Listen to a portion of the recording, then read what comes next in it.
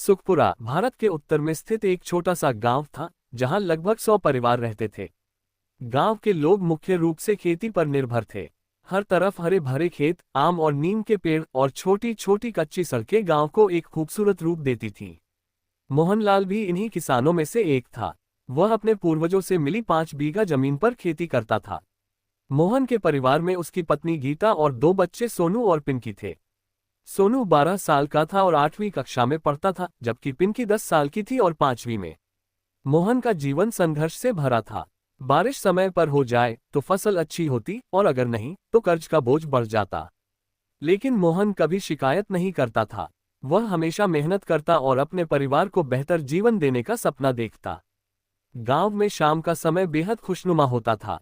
किसान दिन भर खेतों में मेहनत करने के बाद चौपाल पर इकट्ठा होते और बातचीत करते। लेकिन उस साल के मौसम ने सबको चिंता में डाल दिया था। गांव के बुजुर्ग कहते थे, इस बार तो बारिश भी धोखा दे रही है। उस साल मानसून बहुत कमजोर था। जून और जुलाई के महीने बीत गए, लेकिन बारिश का नामो निशान नहीं था। मोहन और अन्य किसानों ने अपने खेतों में धान और गेहूं बो रखे थे, लेकिन फसलें सूखने लगीं। मोहन ने गांव की नहर से पानी लाने की कोशिश की, लेकिन नहर भी सूखी पड़ी थी। उसने कुएं से पानी निकालकर फसलों को बचाने की कोशिश की, लेकिन वह पर्याप्त नहीं था। गांव के अन्य किसान भी इसी समस्या से जूझ रहे थे। मोहन को मजबूरी में गांव के साहूकार से कर्ज लेना पड़ा। साहूकार रामेश्वर लाल गांव का सबसे अमीर आदमी था, लेकिन वह बेहद कठोर और स्वार्थी था।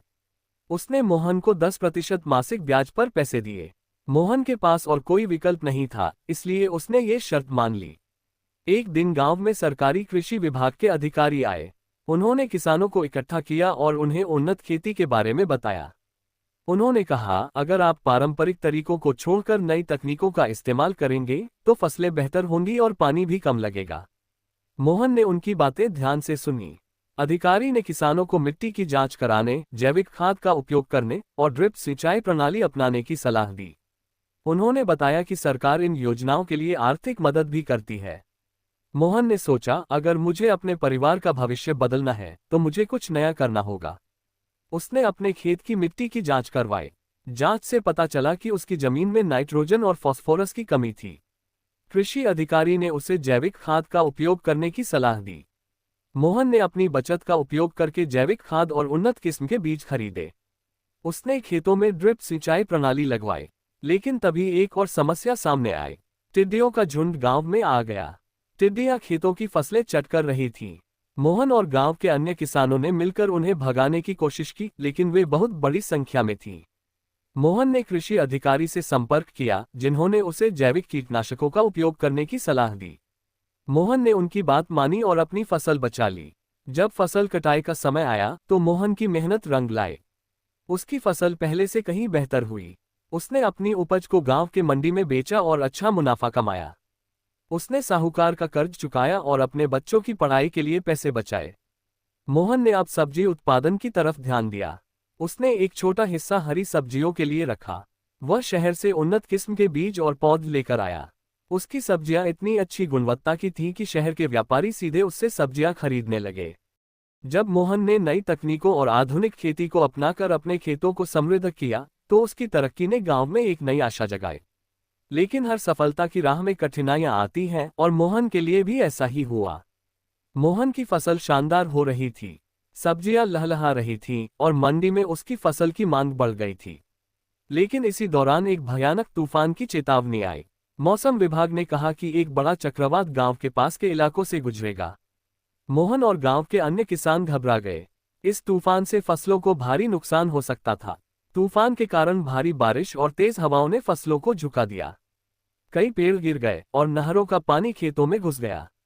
मोहन ने अपनी सब्जियों और अनाज को बचाने के लिए पुआल और प्लास्टिक शीट से ढकने की कोशिश की।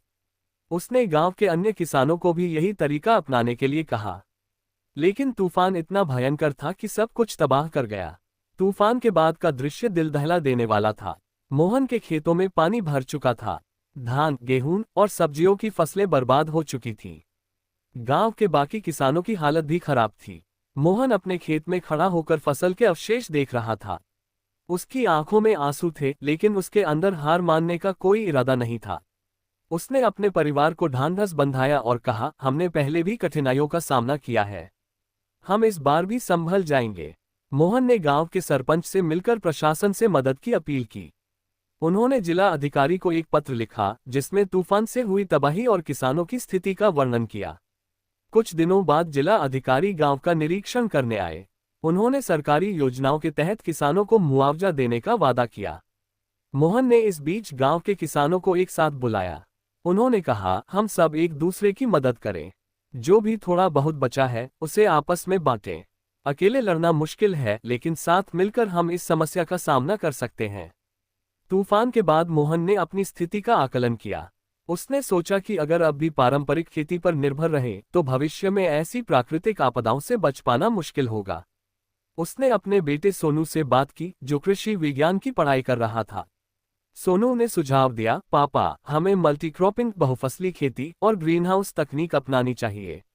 इससे हमें एक ही खेत में कई फसलें उगाने का मौका मिलेगा और ग्रीनहाउस से फसलें खराब होने का खतरा कम होगा। मोहन को यह विचार अच्छा लगा, लेकिन इसे लागू करने के लिए पैसा चाहिए था। उसने बैंक से संपर्क किया और सरकारी योजना के तहत ऋण लेने का फैसला किया। बैंक ने उसकी ईमानदारी और मेहनत को देखते हुए उसे ऋण दे दिया। मोहन ने अपनी जमीन के एक हिस्से में ग्रीनहाउस बनवाया। उसने उसमें टमाटर, शिमला मिर्च, खीरा और फूलों की खेती शुरू की। बाकी जमीन पर उसने धान और गेहूं के साथ दालों और तिलहन की खेती की। यह नई तकनीक शुरू में कठिन थी, लेकिन धीरे धीरे मोहन और उसके परिवार ने इसे सीख लिया। ग्रीनहाउस में उगाई गई सब्जियां और फूल बाजार में बहुत अच्छे दामों पर बिकने लगे। मोहन ने ग्रीनहाउस में ड्रिप सिंचाई प्रणाली का भी इस्तेमाल किया, जिससे पानी की बचत हुई। मोहन की तरक्की ने गांव के अन्य किसानों को प्रेरित किया। उन्होंने मोहन से ग्रीनहाउस और मल्टीक्रॉपिंग के बारे में सीखना शुरू किया। मोहन ने गांव में एक प्रशिक्षण सत्र का आयोजन किया, जहां उसने अपनी तकनीकों को साझा किया। धीरे धीरे गांव के कई किसानों ने आधुनिक खेती को अपनाया। सरकारी योजनाओं का लाभ उठाकर उन्होंने भी ग्रीनहाउस बनवाए और नई तकनीकों का इस्तेमाल शुरू किया। गांव की तस्वीर बदलने लगी। मोहन की मेहनत और नई सोच ने उसे तूफान के विनाश से उबारकर सफलता के शिखर पर पहुंचा दिया। उसने न केवल अपना कर्ज चुकाया, बल्कि अपने बच्चों की पढ़ाई के लिए पैसे बचाए। सोनू ने अपनी पढ़ाई पूरी करने के बाद गांव लौटकर एक कृषि केंद्र खोला। वहां वह किसानों को आधुनिक खेती की तकनीकों के बारे में प्रशिक्षित करता और उन्हें नई तकनीक अपनाने के लिए प्रोत्साहित करता। मोहन की कहानी अब जिले में मशहूर हो चुकी थी। सरकार ने उसे उन्नत किसान पुरस्कार से सम्मानित किया। सुखपुरा गांव को आदर्श कृषि गांव के रूप में पहचाना गया। मोहन ने इस पुरस्कार को गांव के नाम समर्पित किया और कहा, ये सफलता सिर्फ मेरी नहीं, बल्कि पूरे गांव की मेहनत का परिणाम है। मोहन की बेटी पिंकी डॉक्टर बनने का सपना देखती थी। मोहन ने उसकी पढ़ाई के लिए हर संभव प्रयास किया।